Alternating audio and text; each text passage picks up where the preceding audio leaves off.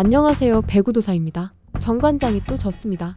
이번 패배는 우연일까요? 아니면 이미 예고된 결과였을까요? 정관장은 지난 흥국생명전 패배 이후 이번 패배까지 무려 4연패 수렁에 빠졌는데요. 이제는 단순한 슬럼프라는 말로는 설명하기 어려운 구간에 들어섰습니다. 오늘 경기 현대건설과의 맞대결 결과는 세트 스코어 3대0. 스코어만 보면 완패처럼 보일 수 있습니다. 하지만 내용을 뜯어보면 정관장은 그렇게까지 밀린 경기는 아니었습니다. 오히려 더 불편한 진실이 숨어 있습니다. 졌어야 할 경기라서 진 것이 아니라 이길 수 있었던 경기를 스스로 놓쳤다는 점입니다. 이게 지금 정관장의 가장 큰 문제입니다. 1세트부터 흐름은 명확했습니다. 25대20으로 경기를 내줬는데요. 점수차는 5점. 하지만 체감 격차는 그 이상이었죠. 정관장은 초반부터 자네테와 박혜민을 중심으로 공격이 나쁘지 않게 풀렸습니다. 공격 성공률만 놓고 보면 현대건설과 큰 차이가 없었습니다. 문제는 득점이 이어지지 않는다는 점이었습니다. 한 점을 내고 곧바로 범실이 나옵니다. 퀵오픈 아웃과 범실 그리고 흔들리는 리시브. 이 패턴이 반복됩니다. 공격이 나쁘지 않은데 점수가 쌓이지 않습니다. 이건 공격수 문제가 아니라 구조 문제입니다. 현대건설은 달랐습니다. 중앙에서 양효진과 정우영이 블로킹과 속공으로 흐름을 잡습니다. 블로킹 성공이 단순한 한 점이 아닙니다. 정관장 공격수들의 선택지를 눈에 띄게 줄여버렸습니다. 자네테는 계속해서 블로킹을 의식해야 했고 인쿠시는 퀵오픈 타이밍에서 과감함을 잃었습니다. 그 결과가 무엇이었을까요? 퀵오픈 아웃과 더불어 오픈 공격 효율이 크게 떨어졌죠. 정관장은 공격 성공률뿐만 아니라 공격 리듬마저 잃었습니다. 이 경기에서 가장 눈에 띄는 수치는 팀 범실인데요. 현대건설은 13개, 정관장은 21개의 범실을 기록했는데요. 이 숫자가 모든 걸 설명합니다. 현대건설은 상대가 흔들릴 때 점수로 가져왔습니다. 정관장은 상대가 흔들릴 때 기회를 살리지 못했습니다. 이 차이가 지금 두 팀의 위치 차이입니다. 2세트 역시 비슷했습니다. 25대22. 정관장은 따라갔습니다. 하지만 결정적인 순간마다 항상 먼저 무너졌습니다. 20점 이후 현대건설은 블로킹과 디글, 리시브까지 모든 기본 요소가 흔들리지 않았습니다. 반면 정관장은 리시브 정확도가 떨어지고 디그 이후 연결이 끊기고 결국 단발 공격으로 마무리됩니다. 공격수 개인에게 책임을 묻기 전에 이 구조를 봐야 합니다. 정관장은 지금 잘하는 선수가 없는 팀이 아닙니다. 자네테는 15점, 박혜민은 12점, 정호영도 중앙에서 버텼습니다. 그런데도 경기를 이길 수 없습니다. 왜일까요? 득점이 분산되지 않고 공격 루트가 읽히기 때문입니다. 그리고 그 중심에는 세터 운용 문제가 있습니다. 최서연 세터는 이 경기에서 35세트를 기록했습니다. 숫자만 보면 많이 움직인 것처럼 보이죠? 하지만 세트의 질은 달랐습니다. 중앙 활용은 제한적이었고 사이드 의존도가 높았습니다. 그 결과 현대건설 블로킹은 점점 자리를 잡기 시작합니다. 이건 개인 실수라기보다는 팀 전술 설계의 문제입니다. 3세트 29대27. 정관장은 끝까지 따라붙었습니다. 하지만 또 졌습니다. 이게 더 아픈 결과입니다. 기회가 있었는데 살리지 못했습니다. 이 경기는 운이 없어서 진 경기가 아닙니다. 집중력이 부족해서 진 경기도 아닙니다. 반복되는 패턴 속에서 항상 같은 방식으로 무너진 경기입니다. 그리고 이 패턴은 이번 경기만의 이야기가 아닙니다. 이번 패배까지 4연패 모두 비슷합니다. 중반까지 따라갔다가 후반에 밀리고 범실이 나오면서 흐름을 못 끊고 패배하는 경기.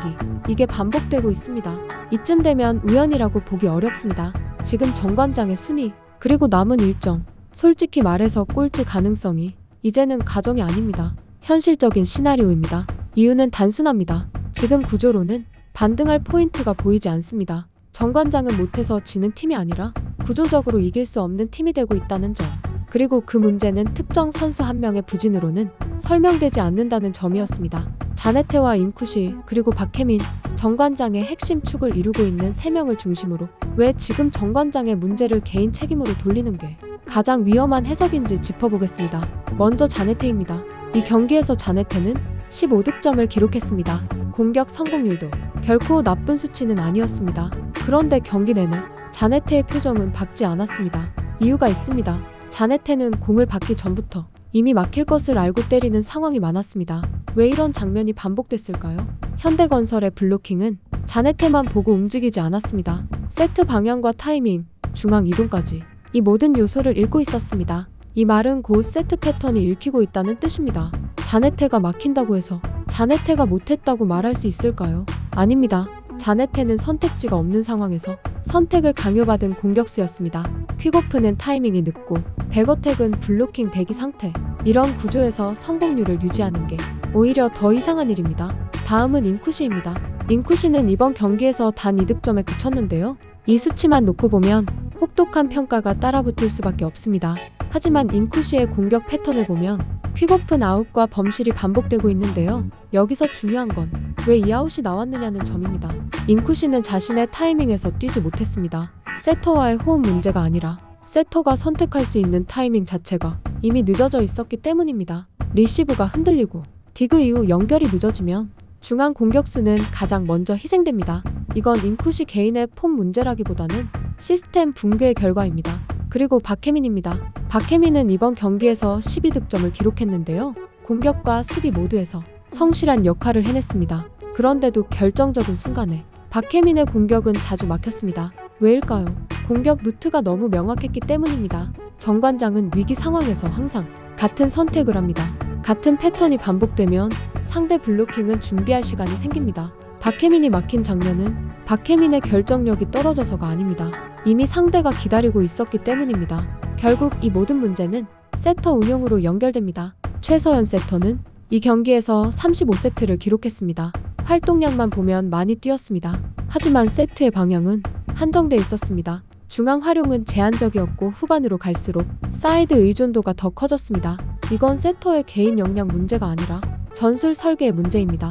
중앙이 살아있지 않으면 세터는 선택지가 줄어듭니다. 선택지가 줄어들면 공격은 읽힙니다. 그리고 읽히는 공격은 결국 막힙니다. 정관장의 가장 큰 문제는 이 구조를 경기 중에 바꾸지 못한다는 점입니다.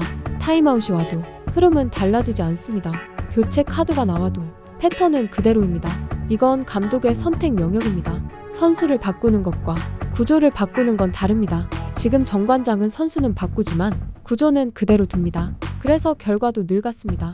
현대건설은 반대였습니다. 중앙을 살리고 블로킹으로 압박하고 수비 후 전환 속도를 유지했습니다. 그래서 카리는 편했고 자스티스는 자유로웠고 김다희는 시간을 벌었습니다.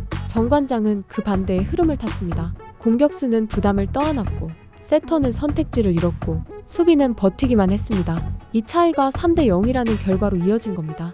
지금 정관장을 보면 개인에게 책임을 돌리기 쉬운 구조입니다. 하지만 이건 가장 위험한 판단입니다. 자네테를 탓하고 인쿠시를 내리고 박혜민을 흔들어도 구조가 바뀌지 않으면 결과는 달라지지 않습니다. 다음 경기에서 정관장이 무엇을 보여줄지 그 순간이 정관장의 후반기를 가르는 분기점이 될 겁니다. 지금까지 배구도사였습니다. 감사합니다.